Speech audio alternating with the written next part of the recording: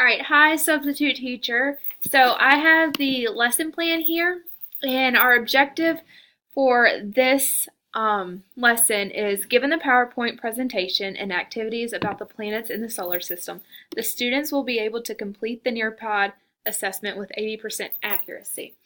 So basically, we're just learning about all the planets in the solar system, how close they are to the sun, different characteristics of it, just things like that. So I created a Nearpod, and I'll give you all of my login information so you can get into it. But once you log in, you will click on this poll and hit preview. Then, let's see. So we started out, we made a poll, and it's just basically a pre-assessment to see what the students know. So it's not a grade or anything, just participation. And then I created a PowerPoint, and it goes through all the planets. This slide says Mercury is closest to the sun, and it just gives different characteristics of all the planets.